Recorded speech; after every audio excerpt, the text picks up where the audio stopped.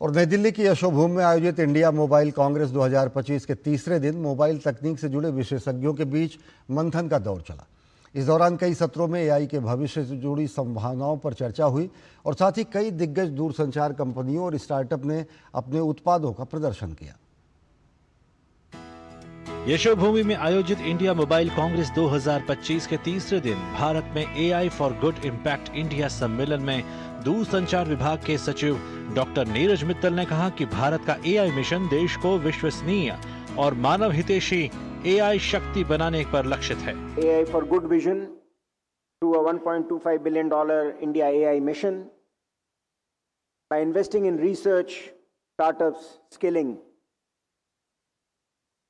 to advance the goals of a secure and inclusive AI ecosystem.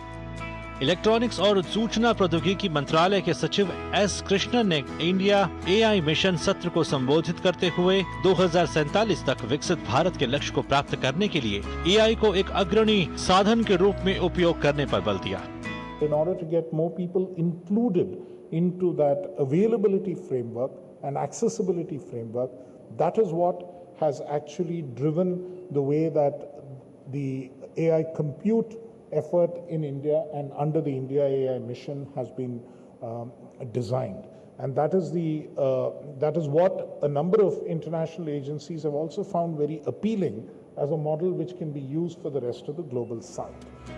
संचार मंत्रालय के दूरसंचार विभाग के C.DOT ने 6G और क्वांटम जैसी तकनीकों में भारत के सामर्थ्य को सामने रखा।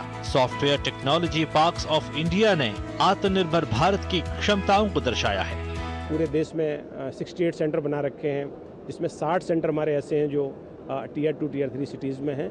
तो हमारा अल्टीमेट ऑब्जेक्टिव ये है कि देश में कैसे सबको साथ लेके चलें, इंक्लूसिव ग्रोथ कैसे हो।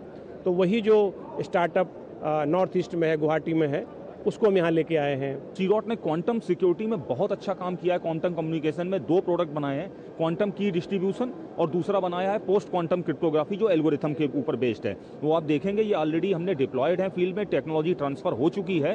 तो ये लिंक सिक्योरिटी के लिए है जिसको कोई ब्रेक नहीं कर सकता। वहीं यूनिसेल की तरह कई स्टार्टअप भी अपनी प्रतिभा को दर्शा रहे हैं। करंटली अभी हम जो है डेटा सेंटर्स को फोकस कर रहे हैं, क्योंकि डेटा सेंटर्स में भी बहुत सारे पैसिव कनेक्टिविटी सॉल्यूशंस हैं जो सपोर्ट करते हैं डेटा सेंटर्स उसको। सिमिलरली नेक्स्ट स्टेप हमारा डिफेंस और एरोस्पेस का रहेगा, जिसमें हम सिमिलर डिजिटल इंडिया के अंडर जो है नए प्रोडक्ट्स को इंट्रोड्यूस करेंगे और आगे बढ़ेंगे। दूरसंचार क्षेत्र के दिग्गजों के बीच एक बेहतर सर्वसुलभ दूरसंचार तकनीकों के विकास पर मंथन लगातार जारी है। Chandrashekhar, GT news.